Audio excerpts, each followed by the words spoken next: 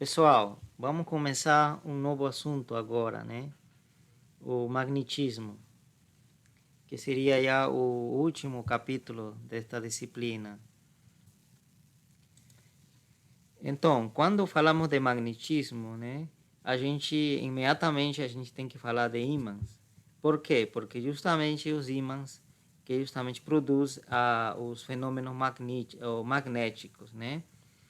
Então, nós sabemos que, né, que se temos uma barra de ímã, tá certo? Vamos dizer que tem esse formato, tá? Vamos supor que tem esse formato.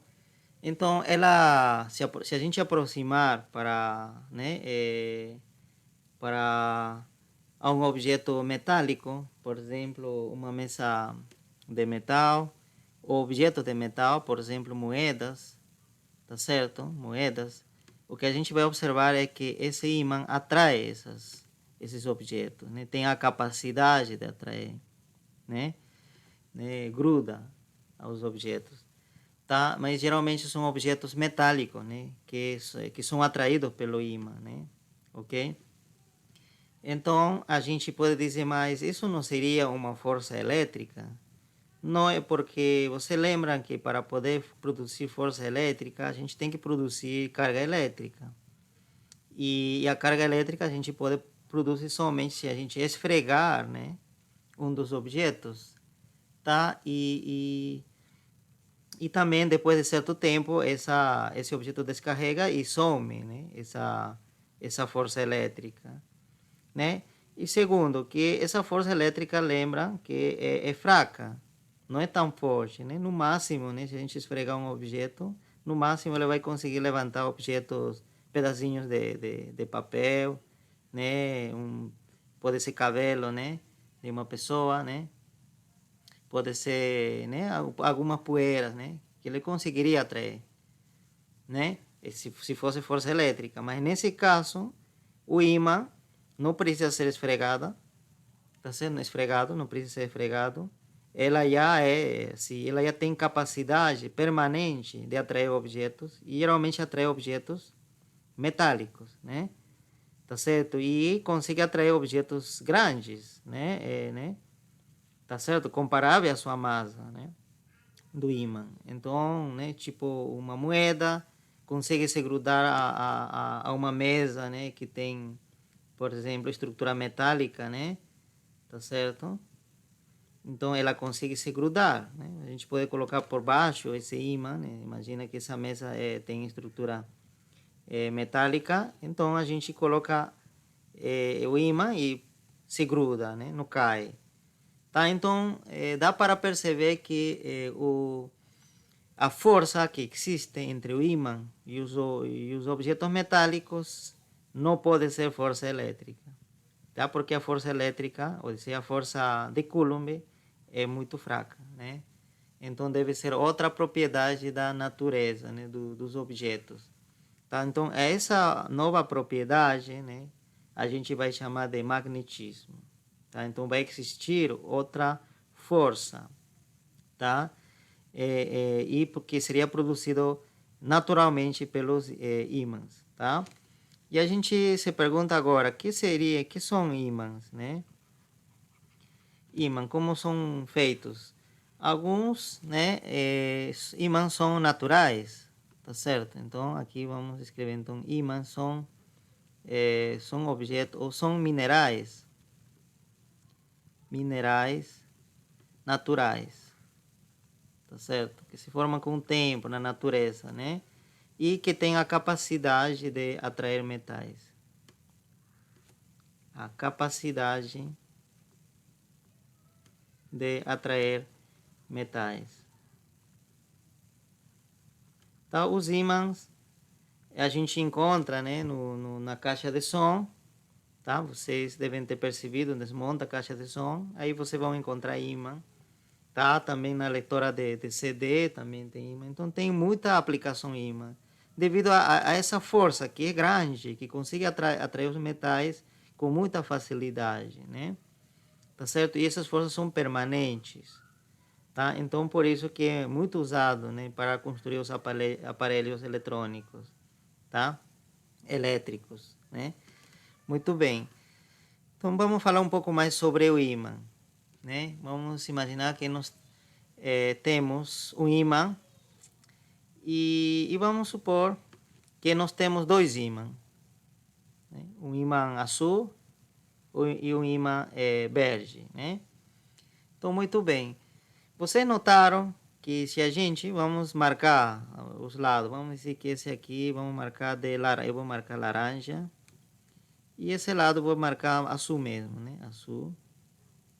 E aqui vou marcar de, né? Laranja também, vamos marcar laranja. E esse lado vamos marcar de azul também. Tá certo? Então, vocês notaram que se a gente colocar, tentar, né, aproximar os ímãs, né? Vamos imaginar assim, estão os ímãs. E outro ímã, o verde está aqui. Então, tem vezes em que elas se atraem, né? Elas querem se grudar, né? Se atraem, tá certo? Mas quando inverte, tá certo? O outro, em vez de se atrair, elas tentam se empurrar, né? Se repelem, tá certo? Então, a força entre o ímã não é sempre atrativa. Também, então, existe uma força repulsiva. Então, a gente descobre que, na verdade, o ímã tem polaridade. Tá certo? É dizer que tem um lado, que a gente vai chamar, né, que tem uma propriedade bem diferente que do outro, né? O outro lado, por exemplo, o ímã 1, né? Vamos dizer, marcar com amarelo, aquele, né, esse lado né, de cima e azul de baixo. Então, tem dois lados. A gente vai chamar de polos, né, a esses lados. Então, polo e esse aqui também, outro polo. Tá certo? Então, e esses polos têm diferentes propriedades, tá? Então, claro, para simplificar as coisas, a gente vai chamar a um desses polos, chamou polo norte. E um deles chamamos polo sul. Tá certo, né? Polo norte, mas polo norte é magnético, né? Polo norte magnético. E polo sul magnético também. Tá? Então, e qualquer ímã tem esses dois polos. Tá certo? Então, esse ímã verde, mesma coisa, deve ter um polo, né, magnético, que a gente vai, magnético, um polo norte magnético, que representamos de cor amarelo, e deve ter o polo sul magnético, que represento de azul. Tá certo? E como falei para vocês, e não tem como separar esses polos. Não tem. Então, você poderia dizer, então eu vou passar uma serra aqui, né? Eu vou pegar esse ímã e vou cortar aqui, né? Eu vou cortar aqui. E para poder tentar separar, deixar sozinho o polo norte, né? Magnético, e deixar sozinho o polo sul magnético. Mas quando você faz esse corte, né? O que se vai formar é o seguinte, né? Então vamos ter dois pedaços, né? Vamos cortar e dar dois pedaços. O que acontece é que cada pedaço imediatamente assume as duas polaridades. Aqui de cima pode ser, né, amarelo, e aqui embaixo pode ser amarelo também, e do meio poderia ser azul.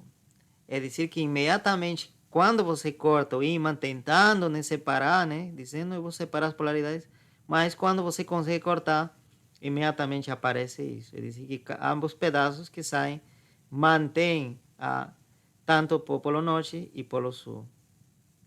Tá certo? Então, toda vez que você queira separar, não consegue.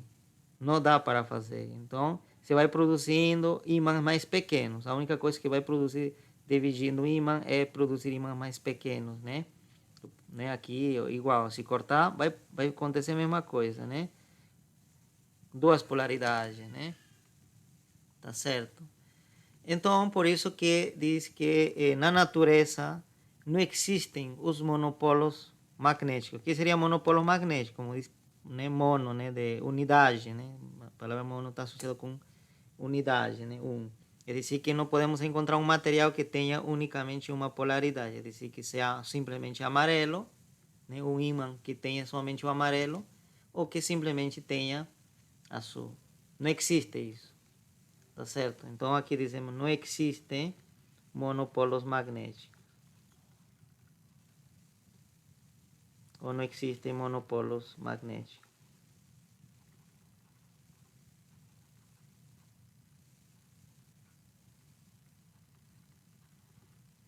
Tá? Não existem, né? Plural.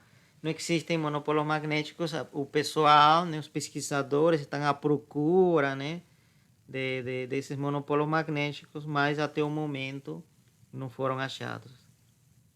Tá certo? Quem sabe, né, na fronteira do nosso universo, né, exista, né, que a gente não chegou e também não vamos chegar tão cedo, né, mais longe de que nosso sistema, né? Então pode ser que no ao redor do universo exista, né? Mas aqui perto não existem monopolos magnéticos. Mas é uma questão ainda aberta, né? Tem muitos pesquisadores ainda procurando esses monopolos magnéticos, tá? Mas para nós, né, nesta disciplina, não existe monopolo magnético. Então não podemos falar separadamente só polo magnético norte ou polo magnético sul. Temos que sempre trabalhar com os dois, tá? Então isso é muito importante, né? Então isso já é diferente, na verdade, da carga, né? Então essa polaridade, né, do ímã não é igual à carga, né? Porque carga você pode esfregar, imagina um balão e poder produzir uma carga positiva, sem necessidade de carga negativa no balão, por exemplo, né?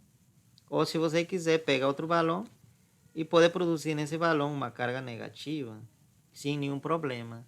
É dizer, que pode existir a carga positiva sem necessariamente existir a carga negativa, né? O próton mesmo tem carga positiva e existe sozinha, né, na natureza. O elétron, mesma coisa. Né? O elétron tem carga negativa e existe sozinha na natureza, tá?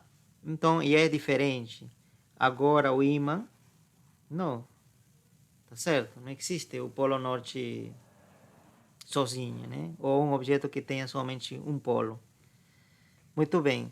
Agora vamos falar sobre a interação entre ímã, né? Interação.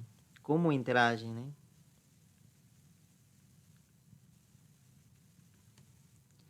Muito bem. Então vamos dar alguns exemplos, né? Vamos supor que a gente não temos nosso ímã e não sabemos que tem duas polaridades, né? E vamos tentar aproximar os lados iguais, ou que tenham o mesmo polo, né? Nesse caso, o polo norte, né? Tá certo? Então aqui seria polo sul e polo sul. Tá certo? Então o que acontece? Quando você tenta juntar, né, pelo lado que tem a mesma polaridade, os ímãs se repelem. Algo parecido, né, com a carga elétrica, nessa parte, com a lei de Coulomb, né? A mesma carga se repelem. Nesse caso também. Então, nessa situação, a força será repulsiva. Então, essa força que sofre esse ímã 2, né, vamos chamar então ímã 2, e esse daqui vamos chamar de ímã 2, ímã 1. Então, ímã 1, o ímã 2 sofre essa força para a direita, devido a que esse está empurrando ela. E da mesma forma, pela terceira lei de Newton, se ela exerce uma força F aqui para a direita, né, sobre ímã 2, ela também sente uma força, porém contrária, né? Então, seria, nesse caso, para a esquerda. Então, a mesma intensidade. Essas forças têm a mesma intensidade, tá? Pela terceira lei de Newton. Então, nesse aspecto, se parece com a lei de Coulomb, tá? E o que acontece se a gente troca, vamos trocar então o lado desse ímã 1. Então vamos fazer assim, então aqui seria, né, o polo norte eu estou representado pelo norte como amarelo, tá? E o polo sul como azul, então. E do outro lado a gente mantém a mesma coisa. Ok? Mesma coisa, né? Então aqui seria amarelo, polo norte, e aqui, polo sul. Muito bem. Então, nesse caso, olha, é que estão, se né, a gente está aproximando, seriam os lados que têm polaridade oposta. Então, nesse caso, os ímãs se atraem. Então, a cada ímã sentirá uma força desse tipo, né? Esse ímã que está no lado esquerdo, né, sente uma força para a direita, né? E esse que está no lado direito, uma força para a esquerda, né? E a magnitude dessas forças também é igual, tá certo, né? Muito bem, aqui pelo menos ainda não temos como calcular essa força, tá? Mas de a pouco a gente já vai ver como calculamos essa força. Então essa força seria a força magnética, né? É isso que a gente vai chamar de força magnética, devido à polaridade do ímã, tá certo? E não é devido à carga dos ímãs, né? Aqui não tem nada a ver com a força elétrica, né? Ou a carga elétrica. Então é uma outra propriedade, né, que nós estamos estudando. Muito bem. Continuamos. Agora vamos falar sobre o campo magnético, né? Que vamos representar com a letra B. Então, para falar do campo magnético, vamos, né, lembrar um pouco sobre o campo elétrico, né? Então, nós tínhamos uma carga positiva e nós tínhamos uma carga negativa, por exemplo, isolados, separados, tá? Essa carga negativa deve estar um pouco longe, vamos dizer por aqui. Então, lembrem que essas cargas produziam linhas de campo, que chamamos de campo, essas linhas de campo elétrico, né? Então, essas linhas eram radialmente saídas, né? Para cargas pontiformes, né? Então, para fora, né? Saíam da carga positiva e se estendiam para o infinito, tá? Né? Sempre apontando para o infinito e saindo em linha reta para cargas pontiformes. Então, essas eram as linhas de campo elétrico. E no caso da carga negativa, era tudo parecido, porém, simplesmente mudava o sentido, né? Então, até a gente ia poder aproveitar aqui mesmo. Então, se fosse negativa, né? Então, a única coisa que mudaria seria o sentido dessas linhas. Em vez de ser saintes, seriam entrantes, né? Então, aqui seria entrando.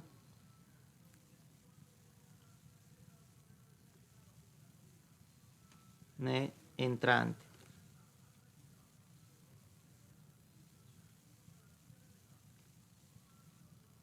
Muito bem. Então, algo parecido vai também aparecer ao redor do ímã. Então, vamos desenhar nosso ímã.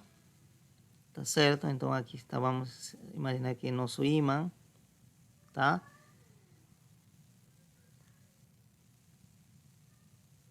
E nosso ímã não pode estar sozinho, então aqui não podemos falar simplesmente do polo sul, polo norte, né, magnético, como acontecia na carga. Então vamos ter que desenhar os dois, né? Então aqui, então vamos dizer que polo norte e para baixo polo sul. Tá certo? Então, ao redor desse ímã, com certeza vai aparecer o campo magnético. Se produz campo magnético, tá? Da mesma que se produzia o campo elétrico quando a gente, né, colocava no espaço uma carga, né? Imediatamente produz a carga e no seu redor aparece o campo. Mesma coisa, né? Nós colocamos o ímã aqui e ao redor deve existir, né, campo. Campo por aqui, aqui deve ser um certo valor, né? Podemos chamar B1, aqui outro valor, tá certo? Então, modifica, né, as propriedades do espaço que está ao seu redor. E a gente se pergunta, e as linhas de campo, como serão para o campo magnético, né?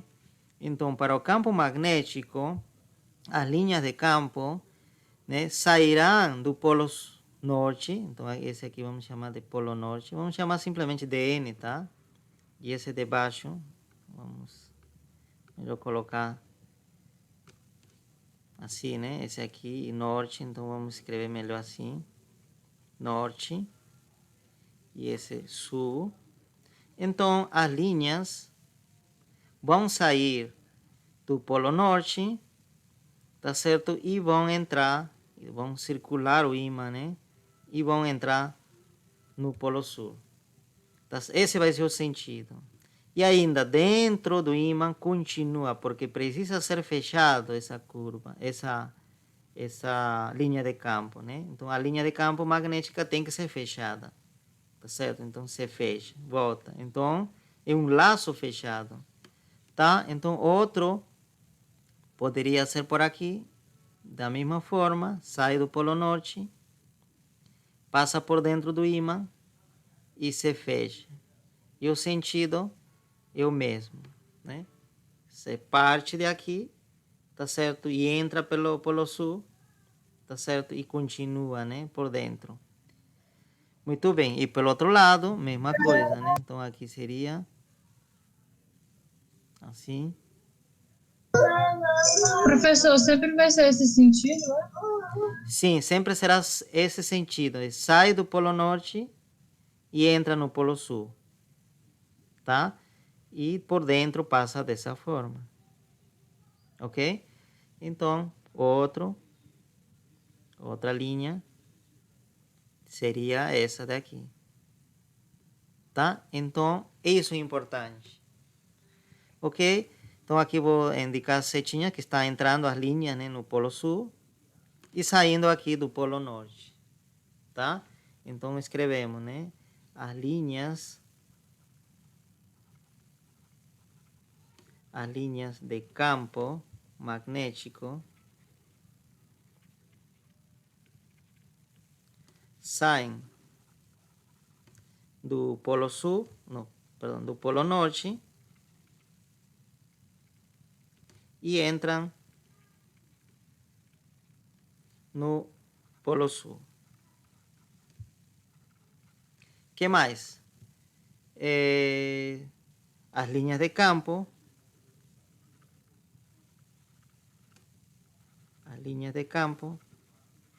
são curvas fechadas. São curvas fechadas. Tá certo? Então, nesse caso, não dá para dizer, olha, vai sair daqui um campo e morre aqui. Né? E some aí. Não pode acontecer isso. Né? Tem que ser fechada. Ok? Então, essas seriam as linhas de campo. Ok? Muito bem. Muito diferente do campo elétrico, né? Porque no campo elétrico poderiam ser abertas, né? Tá? Como essa linha, por exemplo, é aberta, né? Começa aqui, mas não tem fim, tá? Então, no campo magnético são curvas fechadas. Muito bem.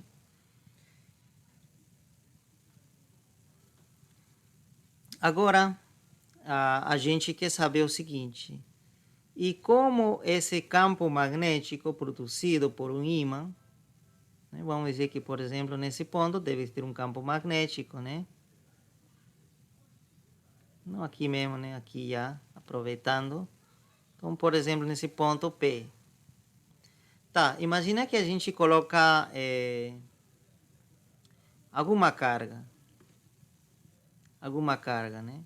Agora falando de carga, não outro ímã, tá? Porque a gente já falou como interagem ímã com ímã, mas agora queremos saber como o campo magnético produzido por um ímã interage com uma carga. Vamos dizer então uma carga aqui, carga Q. Tá certo? Então, será que essa carga vai sentir alguma força, né? E quanto vale essa força? De que depende essa força? A resposta para essa pergunta é o seguinte: essa carga pode sentir força, pode, mas não sempre. se ela estiver em repouso, essa carga estiver em repouso, né? E o ímã também com certeza fixo, né? Esse ímã não está se movendo, então o campo que vai produzir também estará fixo, não vai variar mais. E se moveria o campo somente se a gente mexer com o ímã, né? Então aí nesse ponto o campo vai variar, né? Mas se o campo é constante, né? E a carga está em repouso, se a velocidade, né, zero, então a força será zero, não sente nada. Não sente nada. Porém, se essa carga começa a se mover, vamos dizer que, por exemplo, a gente percebe que elas, né, se estão movendo nessa direção, com uma certa velocidade. Então, aqui já podemos dizer, então, B é diferente de zero. Então, aí pode aparecer força. E vai ser diferente de zero. Tá? Então, se nós colocamos uma carga em repouso, em um campo magnético constante, não acontece nada com a carga, não sente nada, né? Porque ela, você lembra que uma carga interage com um campo elétrico, né? Se tem um campo elétrico, tá certo? Se a gente coloca uma carga, aí sim, imediatamente aparece uma força, né? Pode ser a favor do campo ou em contra, dependendo do sinal da carga, né? Se é positiva, a favor do campo. Se é negativa, em contra do campo, né? A força seria para esse lado, se que for negativo. Tá certo? Isso que não precisa de velocidade. A carga não precisa estar inicialmente com velocidade. Você podia estar parado, mas já sentir essa força. Mas no caso do campo magnético, não acontece isso. Tá certo? É dizer que se a carga quer sentir a força magnética, né? Tá certo? É dizer, a força devido ao campo magnético, ela precisa estar necessariamente em movimento. Se estiver em repouso, ela não sente nada. O campo passa sem fazer nada sobre a carga. Ok? Então, isso é importante, né? E isso já diferencia do campo elétrico, né? Campo elétrico pode estar parado ou em movimento, a força vai estar, né? Vai ser o mesmo. Vai atuar, vai agir. Nesse caso, não. Professor, não entendi. Tipo assim, o campo ele precisa ou a carga, ela sempre precisa, ela não necessariamente precisa estar em repouso, né? Só que para o campo ela precisa estar em velocidade, ela não precisa? Não entendi. Uhum. Tá, é dizer, se a gente colocar, né, uma carga em repouso, se parada, a carga, tá? Vamos prestar atenção na carga. Parada, ela não vai sentir nenhuma força devido ao campo magnético, tá? Não vai sentir nada, tá? Ela vai continuar parada, tá certo? Mas se a gente já imprime alguma velocidade sobre a carga, é dizer, que a carga já começa a se mover, né? Então, nesse momento que começa a se mover, começa a aparecer a força magnética. Aqui, né? Vamos colocar assim, força magnética. Já vai ser diferente de zero. E aqui, né? Quando já tem velocidade, quando está em movimento. Quando a carga está em movimento, então aparece a força magnética. Mas quando a carga está em repouso, esse aqui seria repouso, né? Então a força magnética será zero. Não aparece a força magnética. Ok? Entendeu, Erling? Então, Sim, sim. professor. Tá? Então, se a gente quer sentir a força magnética, é obrigatório, então, que a carga esteja em movimento. Se está parada, a força magnética não aparece para nada, tá? Muito bem. Então, já vou colocar a fórmula da força magnética, né? Então, vamos colocar F, vamos chamar de força magnética. E podemos colocar também FB, né? Que para dizer que se refere à força magnética e não à força elétrica, né? Será igual a carga, né? A magnitude da carga, o valor da carga desse objeto, né, que está aí parado, né, nesse campo, multiplicado pela sua velocidade, tá certo? Esse aqui seria uma multiplicação normal, né, de um escalar com um vector. Produto vetorial da velocidade com campo magnético, tá? Então, essa daqui seria a força que sofreria essa carga se está em um ponto em que o campo, por exemplo, o campo nesse caso seria, vai ter essa direção, tem que ser tangente, né, a essa linha, né, de campo. Então, aí, o campo seria isso, esse seria o V. E a velocidade, vamos supor que seria essa, velocidade da carga, tá? Então, será dado por esse produto vetorial, tá? Esse daqui é o produto vetorial. Produto vetorial. Muito bem. Então, agora vamos falar um pouco mais desse produto vetorial, que acredito deve ser novidade, né, para vocês. Então, eu vou falar o seguinte. Imagina que a velocidade, né, vamos representar aqui, é isso, justamente a velocidade tal como está aí. Né? Um pouco mais para baixo aqui, para ter espaço. E o campo magnético, como você está vendo, tem essa direção, né? Então, também desenhamos dessa forma, né? Esse é o campo magnético. Muito bem. Eles não formam um ângulo 90, pelo visto, não. Né? Eu acho que aqui parece 90, mas não é. Na verdade, é um pouco mais aberto. Aqui seria o campo magnético. Tá? Não necessariamente precisam formar 90 graus aqui. Tá? Pode ser qualquer ângulo. Muito bem.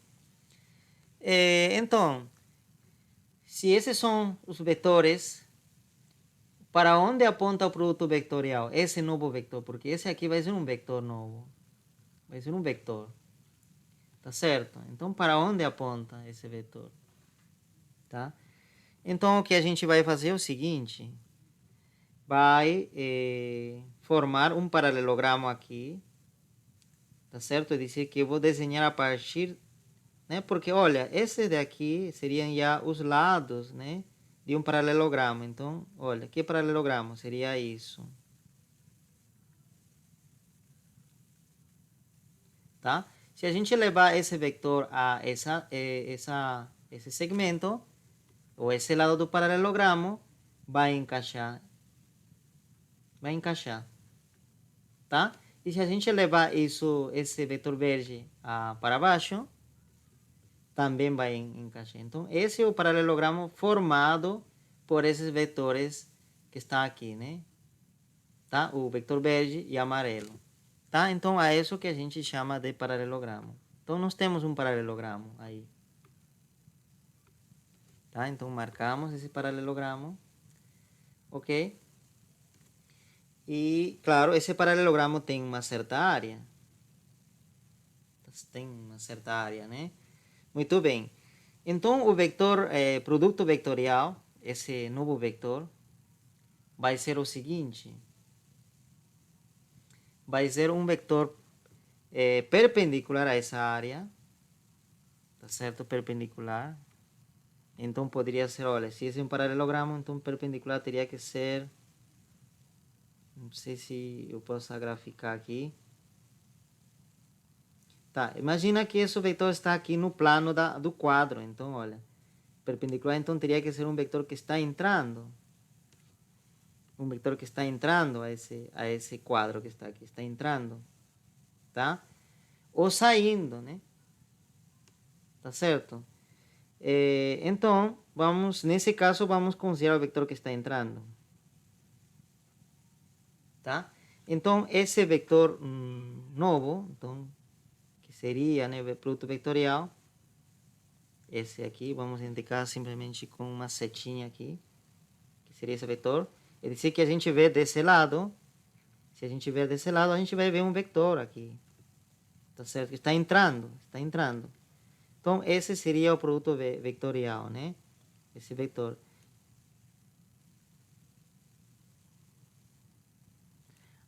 Muito bem. Então, esse vetor é ortogonal. Então, aqui, vetor ortogonal a quem? Ortogonal ao plano, ao paralelogramo, né? Mas se é ortogonal ao paralelogramo, é ortogonal a V, ao vector V, e ortogonal ao vector campo magnético. Tá? É ortogonal a ambos. Tá certo, né? Eu acho que eu poderia girar um pouco isso daqui para que vocês me entendam. Não sei se me estão entendendo. Eu vou apagar isso daqui.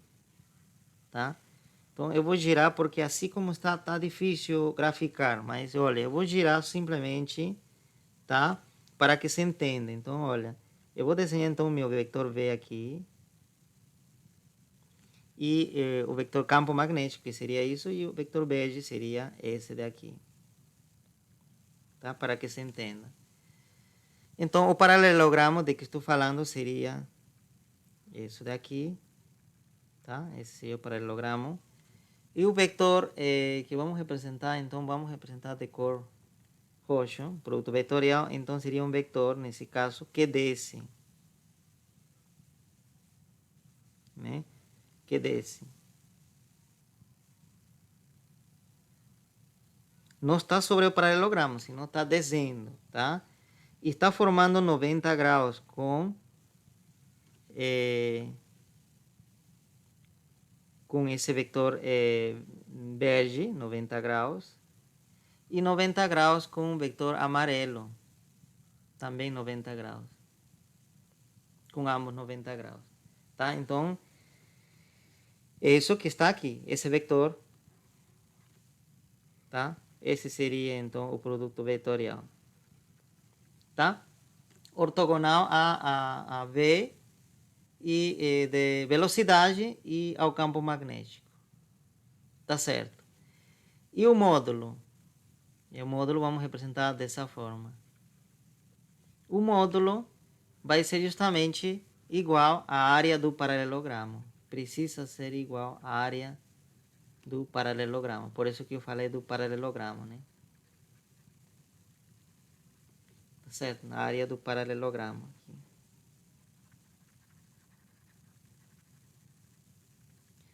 E nós sabemos que essa área é igual, se pode demonstrar usando um pouco de trigonometria, que essa área vai ser o produto do módulo desses vetores, esse V multiplicado pelo módulo, somente o tamanho deles, o comprimento, multiplicado pelo seno do ângulo que eles formam aqui.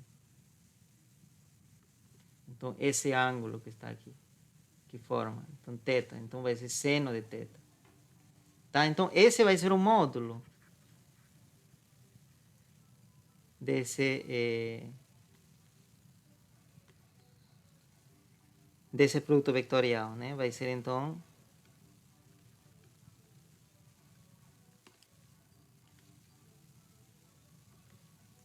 essa forma. E aí dizem, olha, você já conhece o módulo desse vetor, né? O tamanho desse vetor, que tem que ser igual à área, né? Desse paralelogramo. E a direção tem que ser ortogonal a esses vetores, tá? Então, é isso. Então, nessa situação que nós temos, então, para onde está apontando essa força? Para onde está apontando essa força? Então, deveria ser o seguinte, né? Então, aqui está o campo, aqui está a carga. Então, olha. Então, como precisa ser ortogonal à velocidade e precisa ser ortogonal ao campo, então a força deve estar, como eu fiz aqui, deve estar entrando a esse plano. Então, a gente coloca simplesmente, simboliza um vector entrando, tá? Vector entrando ao quadro, né? Ao quadro. Como a gente não pode representar dessa forma, o que a gente representa é somente sua cauda. Né? A gente vai ver, se está entrando o vector, a gente vai ver sua cauda. Então, representamos dessa forma. Isso representa um vector entrando ao quadro. E se estivesse saindo, um vector saindo, né, do quadro,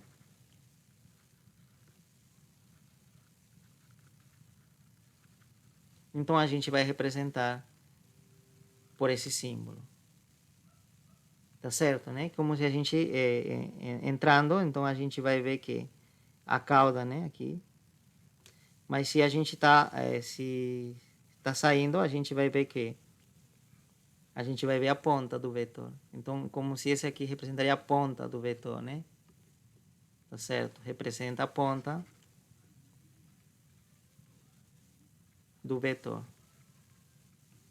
E aqui representa esse aqui representa a cauda, né? Cauda do vetor.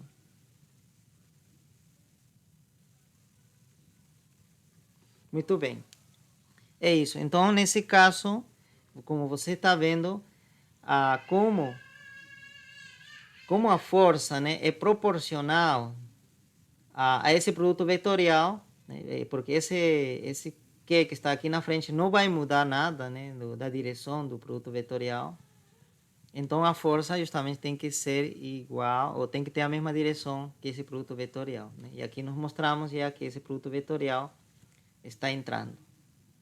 Está entrando, tá? E a magnitude seria isso, tá? Somente do produto vetorial. Então, a força tem que estar entrando aqui, tá? Ao quadro. Então, como você pode ver que a força já não vai na direção do campo. Tá certo? Se fosse força elétrica, tem que ir na direção do campo, né? Ou contrário ao campo, dependendo da carga, né? O sinal da carga. Mas nesse caso, não. Não vai na direção do campo. Se não vai na direção ortogonal ao campo. Né? Está entrando, olha, o campo está aqui descendo, mas a força elétrica, ou perdão, a força magnética está entrando. Então, o que eu acho que pode ter dificuldade, né, de entender o produto vetorial.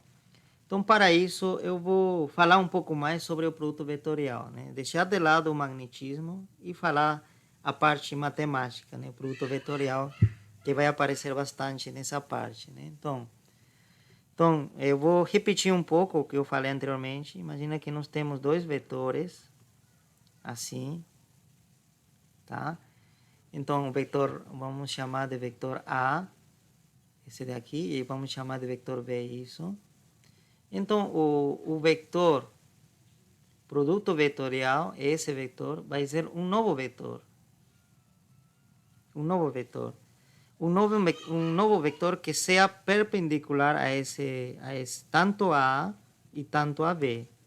Tá certo? Então, vai ser isso. Nesse caso, né? Vamos desenhar de outra cor. Por exemplo, essa daqui. Tá? Então, esse será o vetor A, produto vetorial B. Tá? Então, que vai formar 90 graus. 90 graus com o verde. E também vai formar 90 graus com o amarelo. Tá certo? Tá? É decir, se a gente imagina que nós estamos vamos formar nosso eixo, por exemplo. Nosso eixo X, não, para cima é Z, para a direita era X, e aqui que está saindo para a gente seria o Y, né? Vocês sabem dessa representação das coordenadas cartesianas no espaço, né? Em 3 dimensões, né? Aqui continua, né? O eixo Y vai para fundo, e aqui, né? Seria os eixos X e eixo Z. Muito bem. Então, vamos imaginar, se o A fosse isso, imagina o vetor A está ao longo do eixo Y e o vetor B está ao longo do eixo X.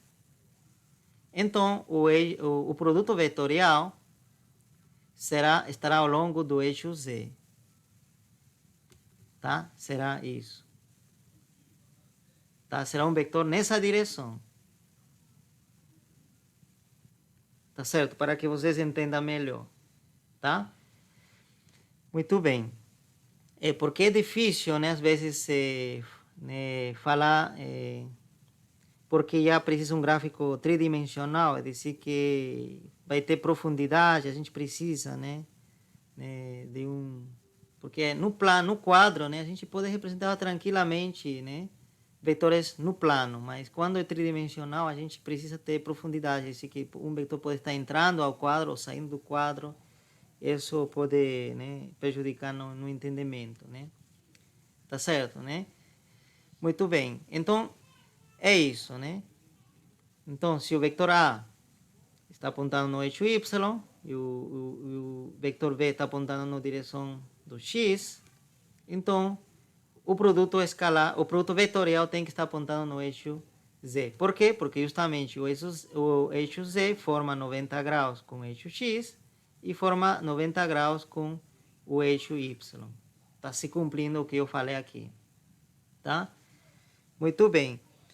E mas você pode dizer, mas olha, não é o único vetor ortogonal. E esse vetor aqui? Se eu desenhar esse vetor para baixo, vamos desenhar de laranja. E esse vetor que está aqui para baixo? Também forma 90 graus com A e forma 90 graus com B. E por que que isso daqui não seria o produto escalar, o produto vetorial? Tá certo? É porque o produto vetorial precisa satisfazer a regra da mão direita. Tá certo, né? Então, deve satisfazer a regra da mão direita.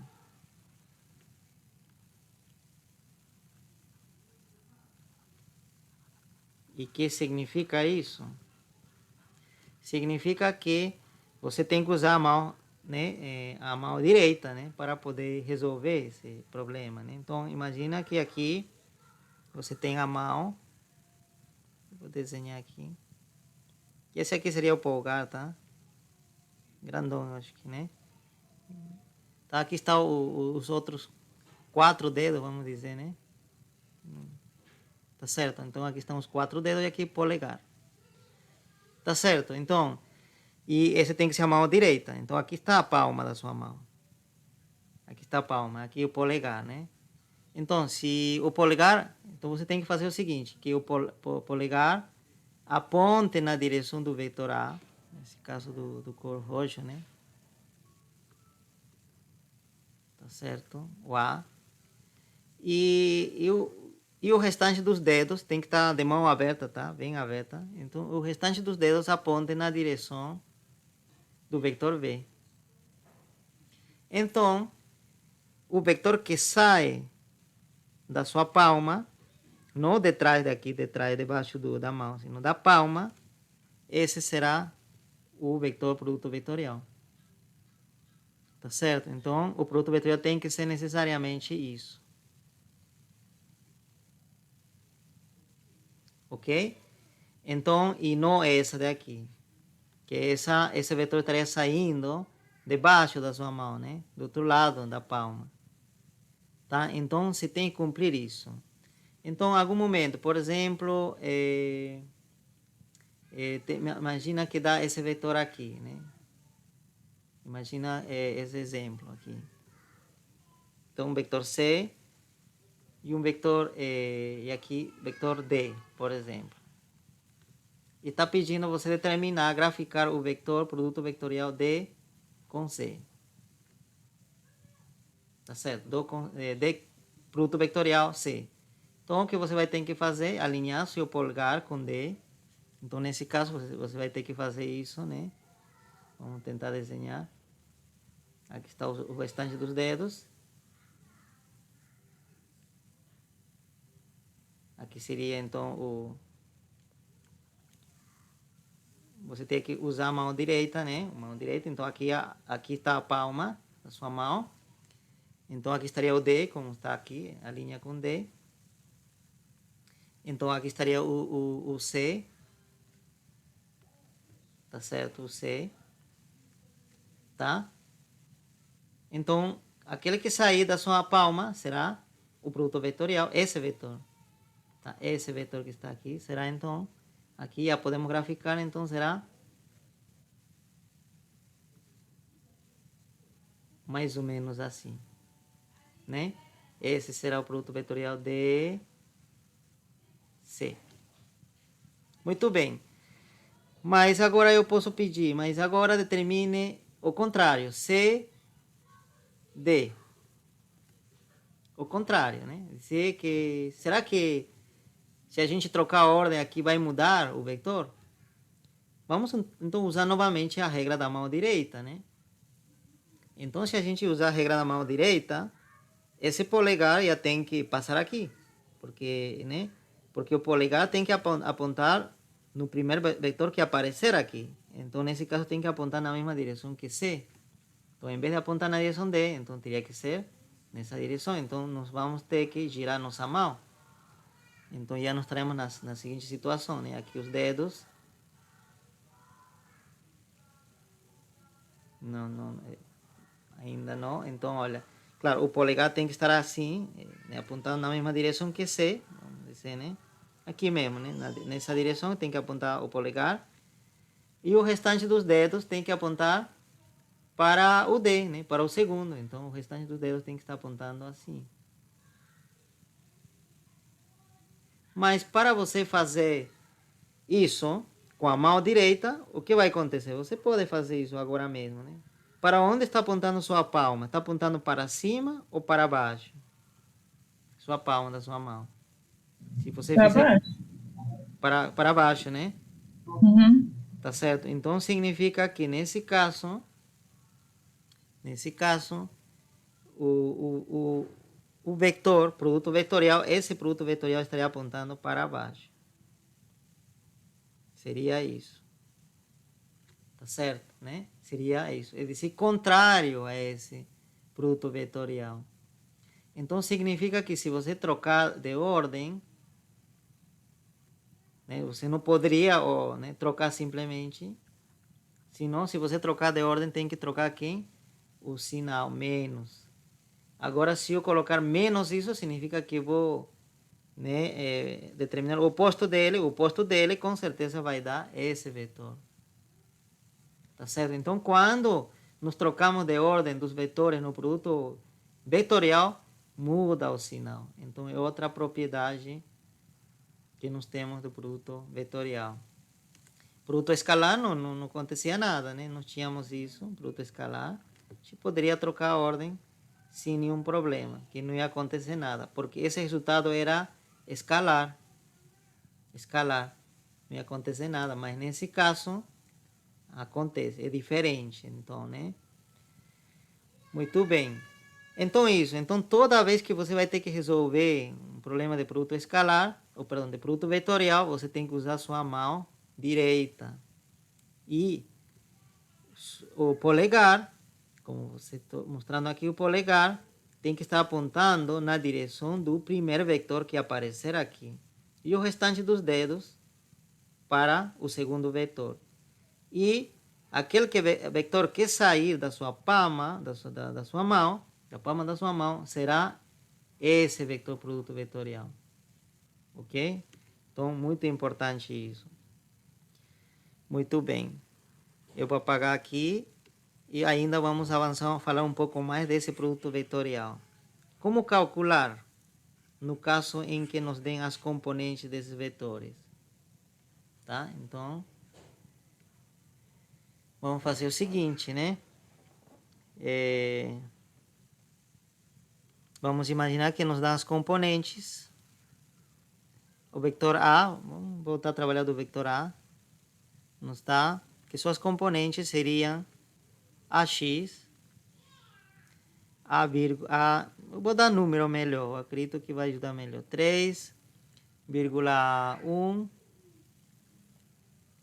e vírgula menos 2, por exemplo. Seria I B, seria,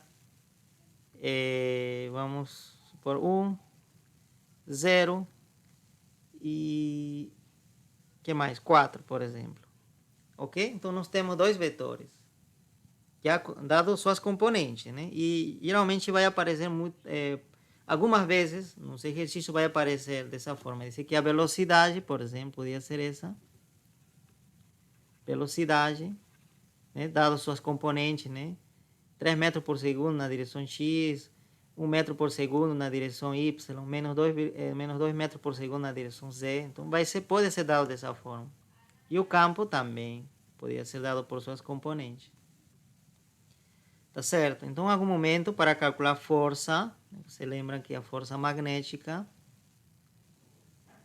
era a carga, né, da carga que está sofrendo a força e o produto vetorial da velocidade com o campo, né? Então, a velocidade poderia ser isso e o campo poderia ser isso. Então, a gente vai precisar calcular isso para poder saber a direção da força, né? Então, como nós resolvemos? Tá? Lembrem que nessa parte não posso mais trabalhar no plano simplesmente, né? No caso da força elétrica, eu poderia trabalhar simplesmente no plano. É decir, ter um vetor com duas componentes simplesmente. Por exemplo, 1,3. B também mesma coisa, né? Nesse caso é obrigatório a gente trabalhar com três componentes. Por quê? Porque se, por exemplo, C e D formam, né, um plano, porém o produto vetorial já sai do plano. É dizer que é necessário sair do plano. Então, por isso que a gente tem que trabalhar de uma forma mais, ou seja, de forma completa, já no espaço tridimensional.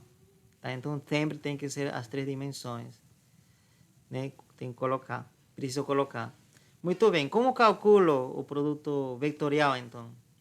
Né? Porque se fosse produto escalar, seria bem fácil, né? Você lembra, produto escalar seria o produto das componentes, então seria 3 vezes 1, né? Multiplico S com S com S, mais, né? 1 vezes 0, mais, coloco entre parênteses, tá? Porque tem sinal, vezes 4, né?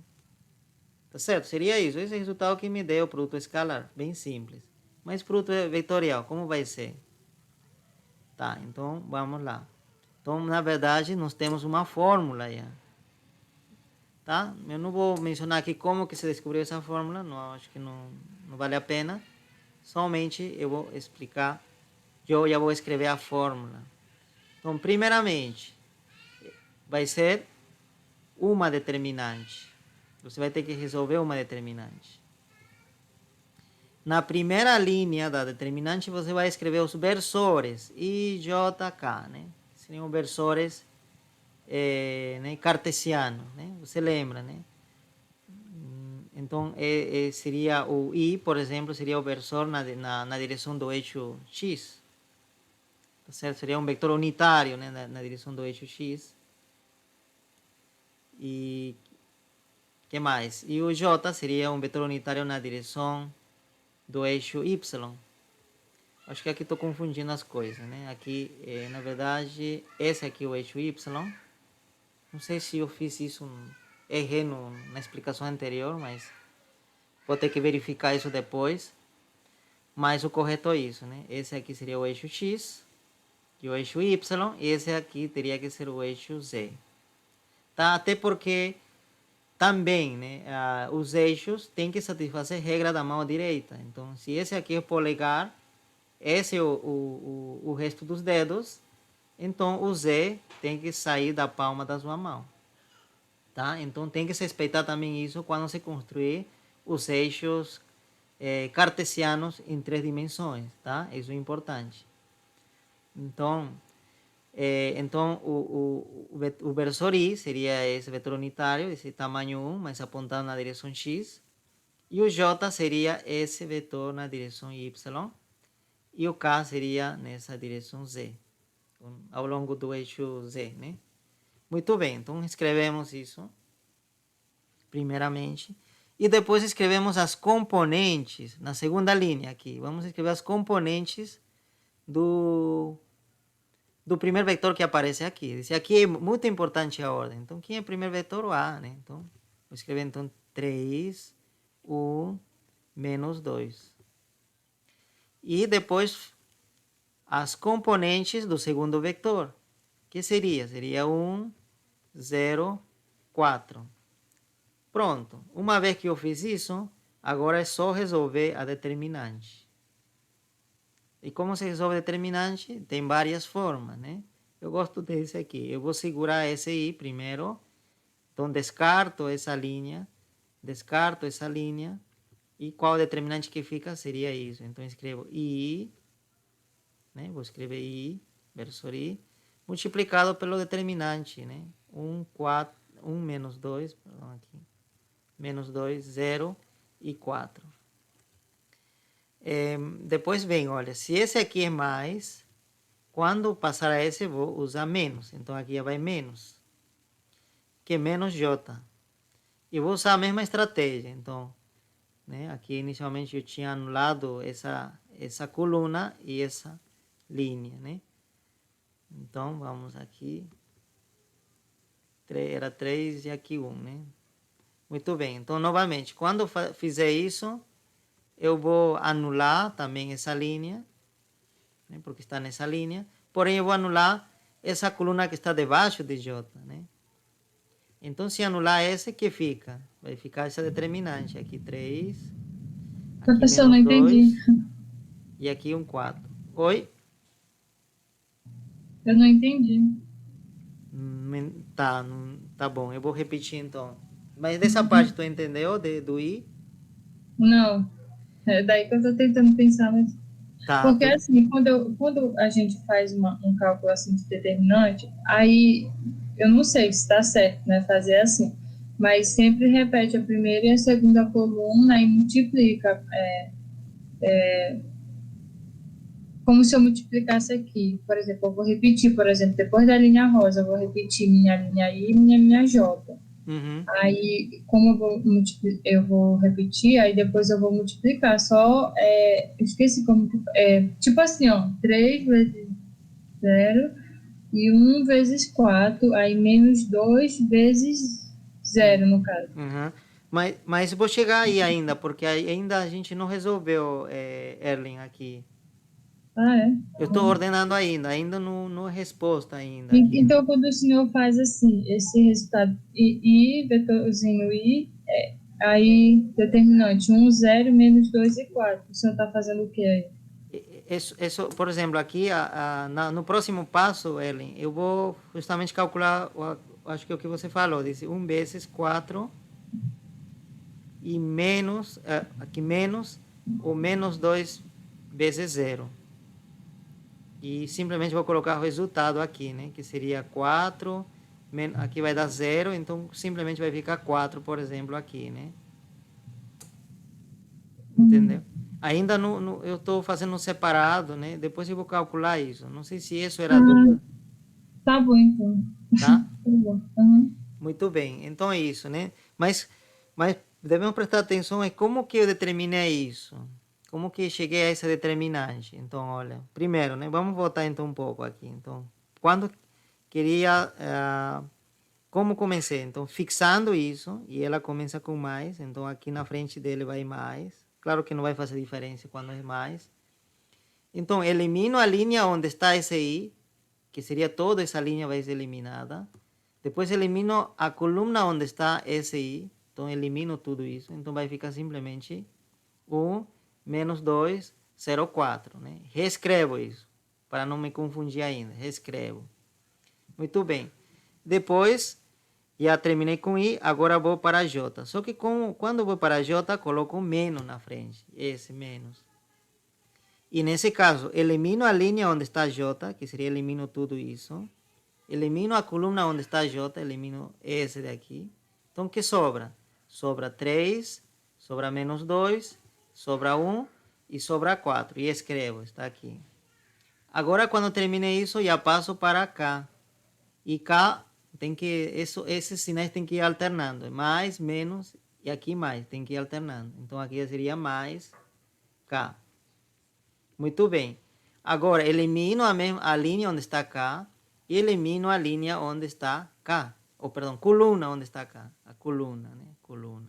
A linha e a coluna. Que sobra? Sobra toda essa parte. Então, sobra 3, 1, 1, 0.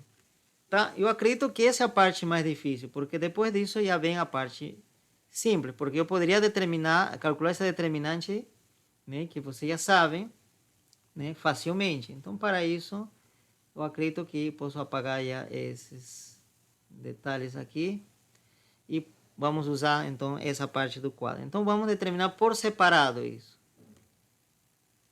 essa determinante, por separado. Então, como seria? Né? Vocês sabem que quando tem um determinante de 2 por 2, esse aqui 2 por 2, né? É decir, duas linhas e duas colunas, tá certo? É simples, simplesmente multiplicamos as diagonais, 1 vezes 4. Já posso colocar o resultado, eu acho, né? Acelerar um pouco. 1 vezes 4, 4. E depois menos, vem da fórmula, menos 0 vezes menos 2. 0 vezes menos 2 vai se anular, então 0. Então o resultado vai ficar 4. Então tudo isso é 4. Agora vamos calcular por separado isso também, né? Então vamos calcular 3 menos 2, 1 e 4. Então aqui seria diagonal, multiplicamos. 3 vezes 4, já colocou 12. E aí vem menos da fórmula. Eu vou colocar até de outra cor, porque é a fórmula, menos. E depois o produto. 1 vezes menos 2 é menos 2. Então eu preciso colocar entre parênteses menos 2, para não me confundir. Então, 12, menos com menos vai ficar mais, e aí fica 14. Então, tudo isso deu 14. Muito bem. E essa parte aqui, vamos ver. Então, nós temos 3, 1, 1, 0. Multiplicamos diagonais. 3 vezes 0, 0. Menos da fórmula. Vamos colocar novamente de outra cor, porque é da fórmula. E depois 1 vezes 1, 1. Então, quanto dá? Menos 1. Então, essa parte vale menos 1. Pronto. Uma vez que eu tenho isso, então vou substituir, vou reescrever então tudo isso como saiu, né? Então, aqui vai sair i vezes 4, então mesma coisa, né? I vezes 4 é a mesma coisa que 4i. Então, eu escrevo 4i. Nessa parte vai ficar, então, menos, como tem esse menos aqui, menos 14j. Eu vou apagar isso daqui. Ficar mais limpo. J. E do outro lado vai ficar, aqui tem mais, mas aqui deu menos, então mais por menos, menos 1k. Muito bem. Uma vez que eu tenho já, esses seriam os versores, para colocar nessa forma, é simplesmente, né, colocar em ordem. Primeiro I, primeiro J e depois K. E depois abrir parênteses e aqui preencher os coeficientes do I. Coeficiente do I, 4. Coeficiente de J, menos 14. Coeficiente de K, menos 1. Tá certo? Então, olha, já tenho o vetor que estava precisando. Tá certo, né? Então, esse será o produto vetorial entre A e B. Esse resultado. Ok? Então, essa seria a forma de resolver um produto vetorial. Tá? Muito bem. Tem outras formas. Tá? Não é única. Tem outras formas também para poder calcular determinante, né? Eu acho que completam aqui, né, mais linhas, né, ou né, mais colunas, ou mais linhas. Então, vocês podem usar qualquer método que vocês saibam sobre resolver determinantes. Mas, para meu gosto, eu acho mais fácil, né, mais prático esse daqui. Tá bom? Continuamos. Agora, né, voltando à parte, né, à física, né, ao magnetismo. Então, já tenho a fórmula, então, para calcular o campo magnético, que é isso. Mas a gente pode dizer, mas esse seria se quero calcular o vetor força magnética, né, esse aqui. Vetor força magnética.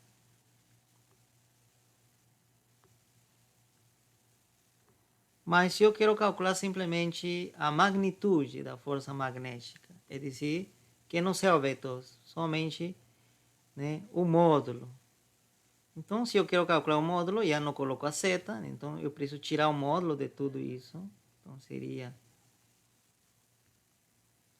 isso daqui, módulo, né?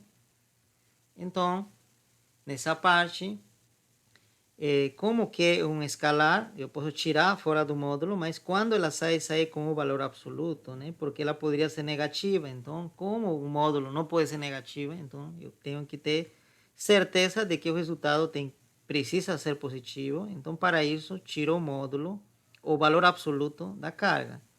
E sobra, né, o módulo desse vetor, produto vetorial.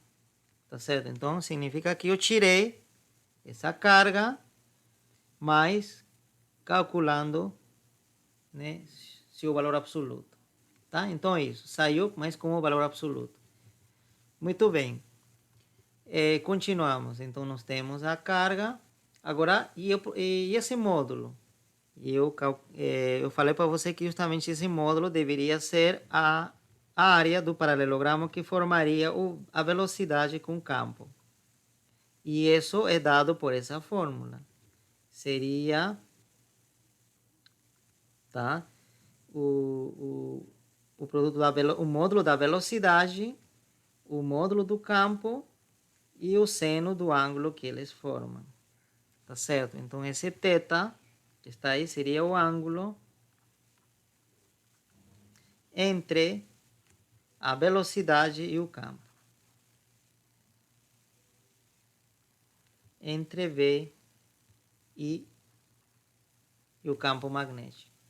Tá certo? Então, essa seria a força magnética, magnitude, né, da força magnética, somente o módulo. Então, aqui, claro, aí não precisa complicar a vida, né? Por quê? Porque você pode, o enunciado pode dar a rapidez, o módulo da velocidade, o módulo do campo magnético e o ângulo que forma a velocidade com o campo magnético e, claro, a carga, né? Então, aqui não precisa fazer nenhum produto vetorial. Tá? Mas se o enunciado está pedindo que você determine o vetor força magnética, então aí sim, necessariamente, você tem que fazer o produto vetorial, né, usando a determinante. Ok? Então, isso. Vamos lá, vamos continuar então aqui.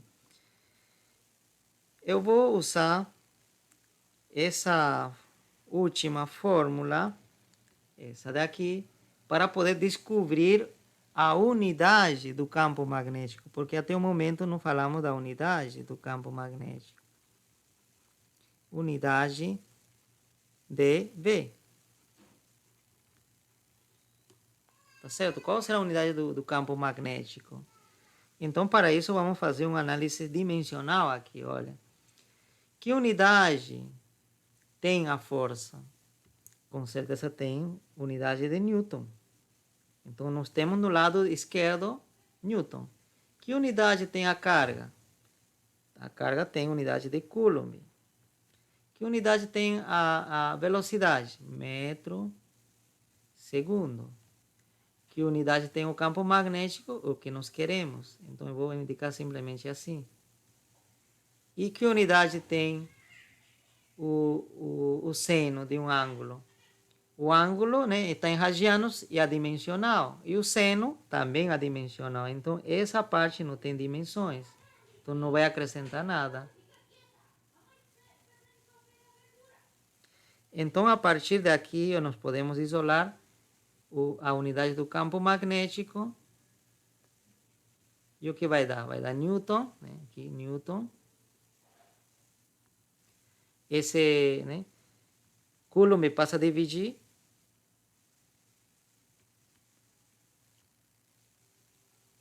E o metro por segundo também passa a dividir. Mas esse segundo que está dividindo aqui pode passar a multiplicar ao numerador. Então, a unidade do campo magnético poderia ser essa. Mas ainda, na verdade, eu vou deixar esse segundo aqui embaixo mesmo. Só que esse segundo, né, você sabe, né, que esse segundo, em vez de dividir, como aqui se tem uma multiplicação entre Coulomb e metro, esse segundo, em vez de dividir a metro, poderia dividir a Coulomb. A gente poderia fazer essa troca, né? Tá certo? Então, o que você sabe? Coulomb por segundo representa o quê? Representa ampere. Então, agora sim, a unidade do campo magnético seria Newton, ampere, vezes metro.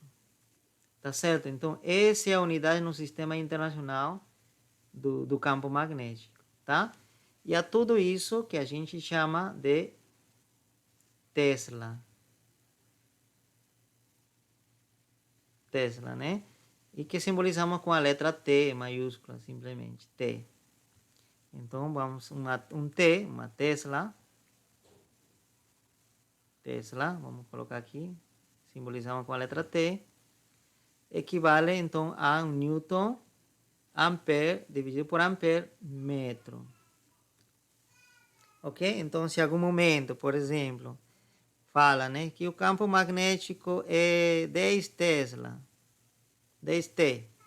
Então, você deve imaginar que se trata de 10 Newton ampere metro. Ok? Então, isso. Então, apagamos isso daqui. A gente não precisa mais. E aqui vamos fazer uma observação. A Tesla é uma unidade, né, muito grande para campo magnético. Significa que o campo magnético não aparece muito nessa ordem, né? É difícil produzir um campo magnético de 10 Tesla, por exemplo, de 20 Tesla, tá? Então, na verdade, na natureza, o ímã produzem campo magnético da ordem de 10 a menos 4 Tesla, ou 10 a menos 5 Tesla, tá certo, né? Existem números pequenos que isso. Então, existe outra unidade que não é do Sistema Internacional, esse aqui seria no SI, Sistema Internacional, esse aqui não é, tá certo? Que seria a unidade do campo magnético, também usa o Gauss. Gauss.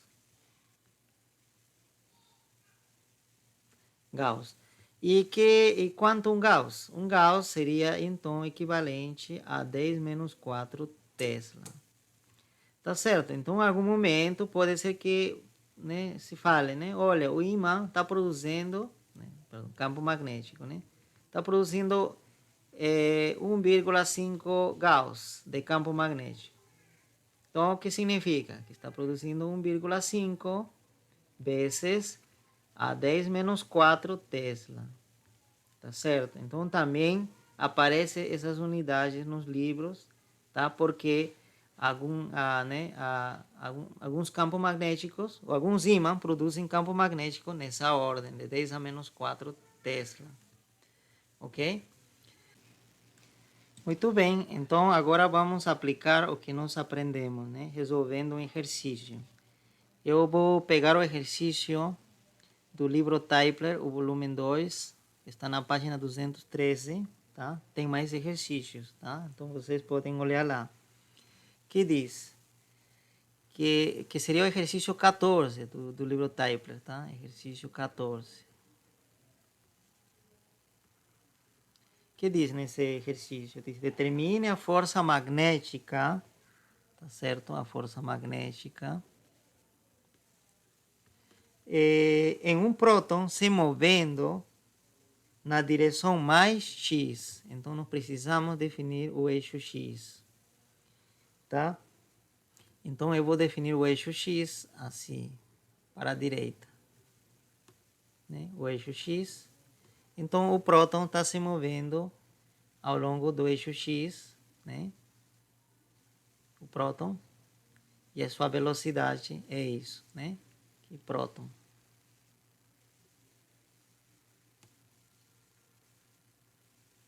Muito bem. O que mais?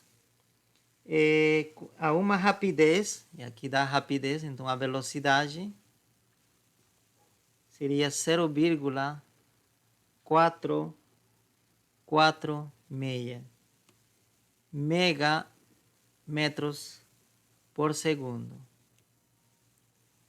Mega você sabe que seria 10 a 6. Então aqui eu poderia já trocar, então escrever 0,446 vezes 10 a 6 metros por segundo, tá? Muito bem.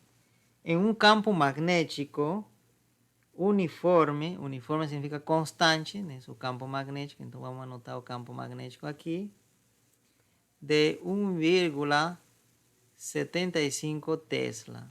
Então você já sabe o que é Tesla, né? Na direção mais C. Muito bem.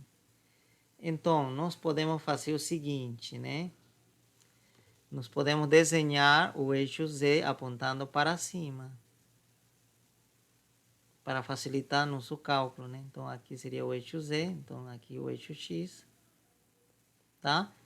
E o eixo Y, se a gente usar a regra da mão direita, como, né, expliquei para você, eu disse que se esse aqui fosse polegar, e o outro dedo tem que apontar para, né, para o eixo Y, e esse tem que sair da sua mão, da sua palma da sua mão.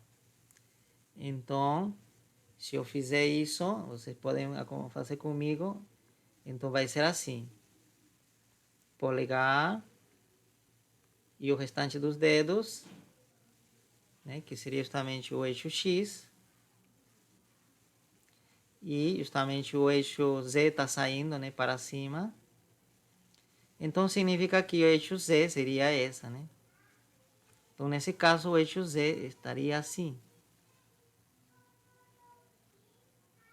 Perdão, o eixo Y, né? Estou me atrapalhando aqui. O eixo Y seria esse, tá? Muito bem, né? Esse sempre precisamos respeitar a regra da mão direita, tá? Senão pode levar a erros, tá? Professor, Sim. a gente tem, no caso, que fazer essa regra sempre na origem, do caso do nosso plano, né? A palma da mão da gente virada para cima, ela sempre tem que estar na origem, né? Aqui na Não. origem. Se a tua mão tem que estar na origem, isso? É. Sim, sim, nesse caso sim. Os eixos tem que, né, a origem dos eixos tem que estar na palma da sua mão. Uhum. O polegar, né, tem que apontar na direção X, e o restante dos dedos tem que apontar na direção Y, e a que sai, né, da sua palma da sua mão deve ser, da palma da sua mão deve ser o eixo Z, tá? Uhum. Como está aqui? Eu acredito que isso daqui é o que deveriam vocês ter deduzido, né? Tá bom? Muito bem. Uhum. Então, tem um próton que está indo, né, para a direita, nesse caso, e o campo magnético diz que está ao longo do eixo Z, né? Então, está para cima. Então, vamos desenhar o campo magnético aí. Vamos usar uma cor diferente aqui. Então, o campo magnético está apontando diretamente para cima. Assim. Então, é esse campo magnético. Velocidade para a direita e o campo magnético para cima. E o eixo Y está apontando para o fundo, tá? Se a gente quiser, a gente poderia, na verdade, tirar esse eixo Y e simplesmente desenhar a cauda dele. Então, o eixo Y estaria entrando aqui, né? Entrando, o eixo Y entrando, tá? Também, se a gente quiser, né? Desenhar dessa forma. Então, aqui colocar eixo Y entrando, né? Eixo Y entrando. Está entrando ao quadro. Muito bem. Ok, então agora, o que está pedindo? Determina a força magnética. Tá? Força magnética. Então, nesse caso, vamos resolver primeiro, né, calcular, né, a força magnética. Então, está pedindo somente a magnitude. A magnitude. Então, isso. Mas eu vou acrescentar um pouco mais, para aí a gente, né, se preparar para outros exercícios. Então, a V vai ser determinar o vetor força magnética. No primeiro, simplesmente, a magnitude. Como é dado, qual era a fórmula? Era a carga, velocidade, rapidez, né, módulo do campo magnético, e o seno do ângulo que eles formam, que seria θ. Então, nesse caso, eu vou substituir já, né, a carga, quanto é o próton, né? Então, você coloca a carga do próton, vamos representar a carga do próton, que seria mais E, né? Você lembra, a carga elementar, né? Você sabe quanto a carga elementar, você pode procurar na apostila ou nos livros. Então, mas eu vou colocar aqui simplesmente como mais E. tá? Mas tem um valor em coulomb, né? Uma vírgula, alguma coisa, coulomb. Tá? Então você coloca isso. Muito bem. Que mais? A velocidade que está dado aqui, né? B, conhecemos. Tá? Acho que vocês podem fazer isso, tá? O campo magnético também nós conhecemos, então está no Sistema Internacional, Tesla, tá certo? E o seno, de que ângulo? De θ. E quanto? Que ângulo forma a velocidade e o campo magnético? Se o campo magnético está apontando na direção Z e a velocidade está apontando na direção X, então, que ângulo forma o eixo X com o eixo Z? 90 graus, né? Então, significa que esse ângulo também é 90 graus. Então, θ vale 90. Tá certo? Então, θ é 90. Então, seno de 90 graus é 1. Então, significa que isso daqui seria 1. Então, vai ficar simplesmente isso. Tá? Então, vocês podem completar essa parte aí. Tá bem simples, tá? Nada complicado. Muito bem. Agora vamos ao vetor. Então, aí o vetor era a carga, produto vetorial da velocidade com campo. Então, a velocidade, certo? Então, vamos ter que... O campo, perdão. A carga, vamos começar com a carga. Então, a carga é mais E. Pronto. E a velocidade. Então, vamos escrever a velocidade. Mas tem que ser o vetor, né? Precisamos escrever o vetor. Então, a velocidade está apontando somente na direção x. É dizer, que tem somente componente x. Se toda a velocidade, esse 0,446 vezes 10 a 6 metros por segundo, está apontando somente na direção x. Então, tudo isso deve ser sua componente x. Tá certo? Então, simplesmente vai ser bx. Então, a todo isso eu vou chamar simplesmente de bx. Seria a componente x. E nas outras direções, o próton não se move nada, né? Na direção z, na direção y, esse que não está entrando, 0. E na direção z também, não? Então, 0. Pronto, já tenho a minha velocidade. E o campo magnético? Da mesma forma, abro parênteses para poder escrever as componentes. O campo magnético só está apontando na direção Z, esse que só anda na direção C. Na direção X, nada, é 0, não anda nada. Na direção Y também não anda nada, 0.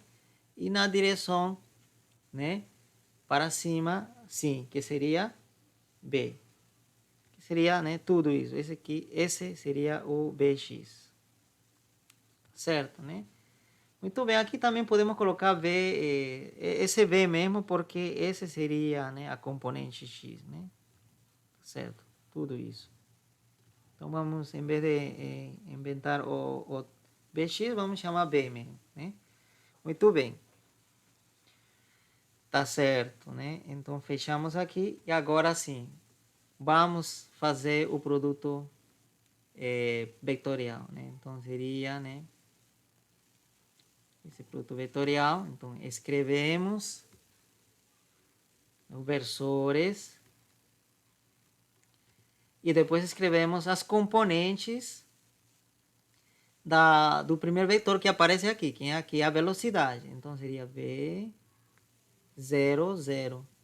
Aqui no campo magnético, não, perdão, na terceira linha colocamos o segundo vetor, né, que seria o campo magnético, né? Tá certo? Então, pronto, as componentes estão aqui, de cada um. Agora, resolver. Você lembra, né? Que o primeiro colocamos o i, que era com mais, né? E multiplicamos pelo determinante que se forma ao eliminar a linha ou a coluna que está, né, debaixo do i, ou a coluna que passa por i e a linha que passa por i também. Então, aí fica 0, 0, 0v. Aqui, e agora passamos para a j, né? Agora a j, aí tem que ser menos, você lembra que aqui era mais, Aqui menos, e aqui quando chegar a cá vai ser mais, né? Vai alternando, né? Então, menos J.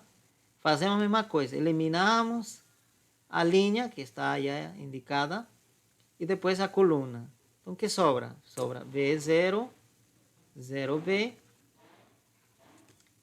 que mais? Mais, tá certo? Agora K, o versor K, que é mais.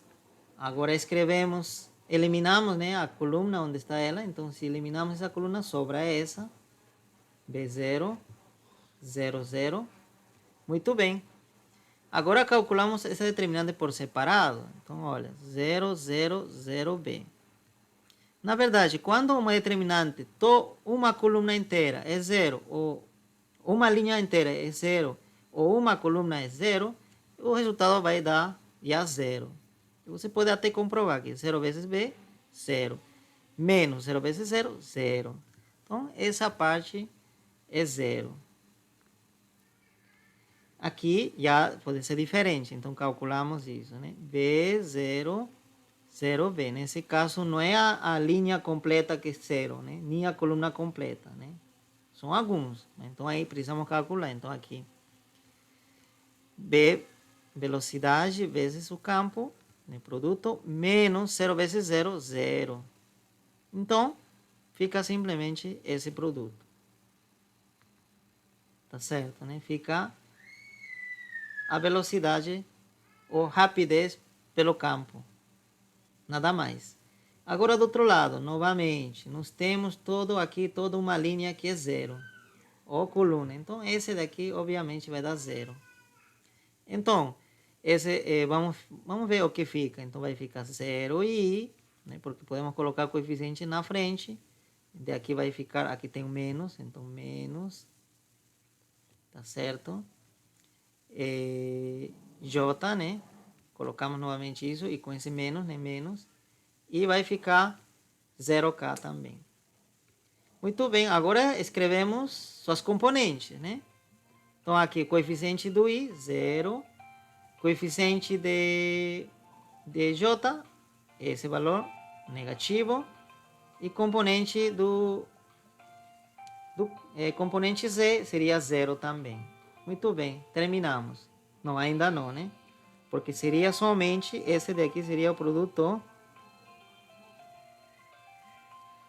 vetorial entre a velocidade e o campo. Esse seria somente isso. Falta então multiplicar por essa carga. Então vamos lá. Então vamos multiplicar. Então já nós temos a carga e mais E. Produto. Então colocamos simplesmente E. E esse resultado disso deu isso, né? Que seria 0, isso daí.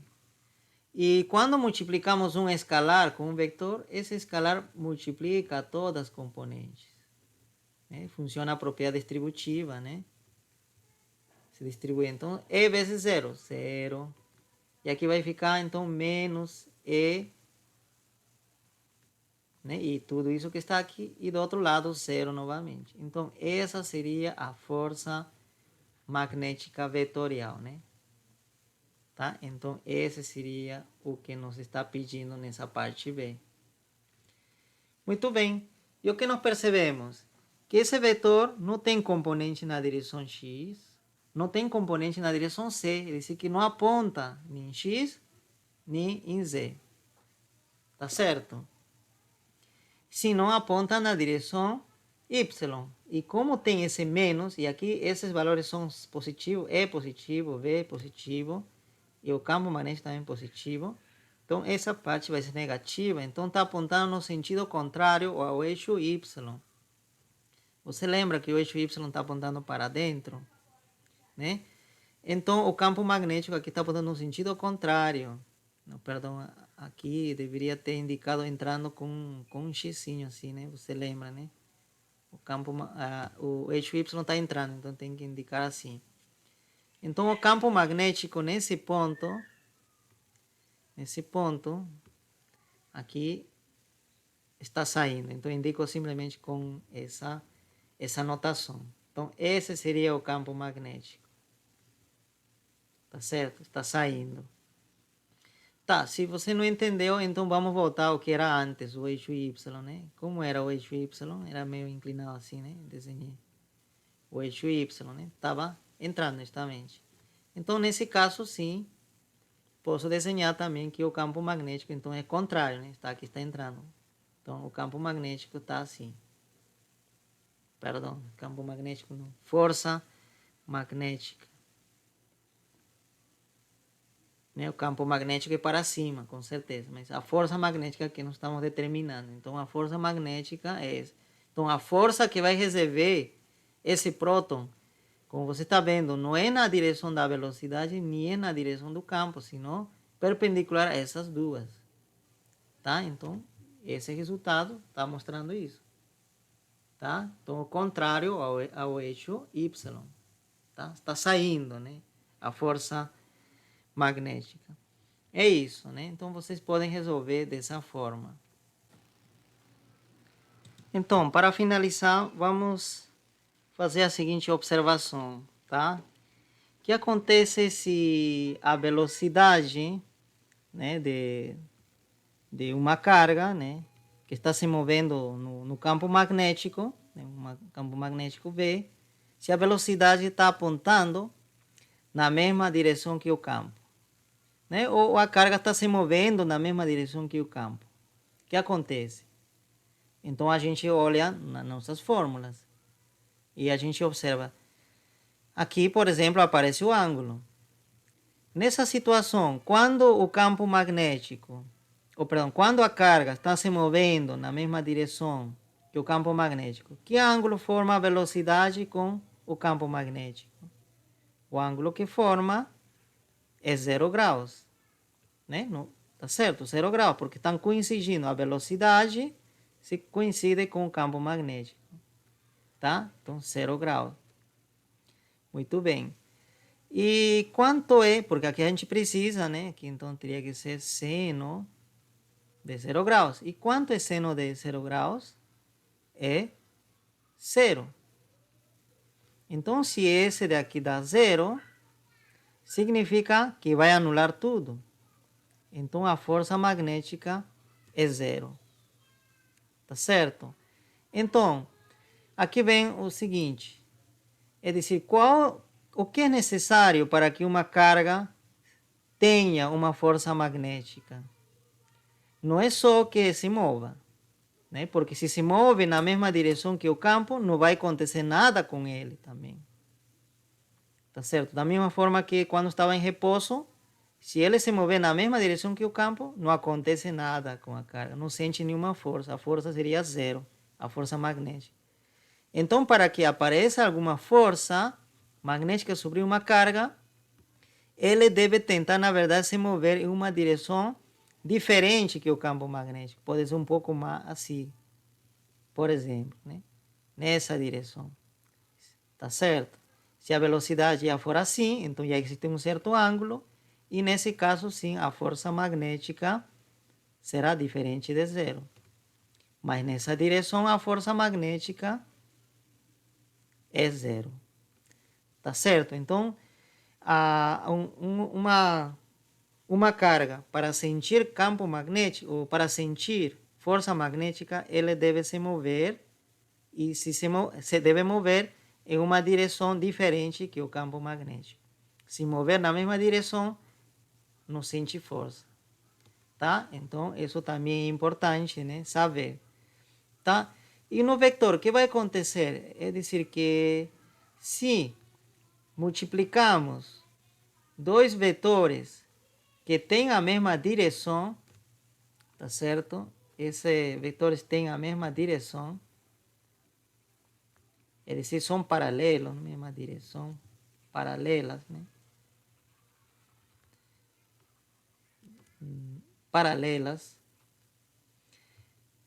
Paralelas. Então, o que vai acontecer? Que isso vai dar vetor nulo, sempre. Então, aqui mesmo, essa é uma propriedade do produto vetorial. É dizer, que se você multiplicar, por exemplo, né, produto vetorial, se multiplicar A com A, que tem, claro, né, eles são o mesmo, então tem a mesma direção, são paralelas, vai dar nulo. Tá? Então, Mas, em geral, se eles têm a mesma direção, são paralelas, por mais que tenham diferente magnitude, como nesse caso, estou explicando, então o resultado disso aqui vai ser nulo. E nulo vezes carga vai continuar sendo nulo. Então, a força é nula.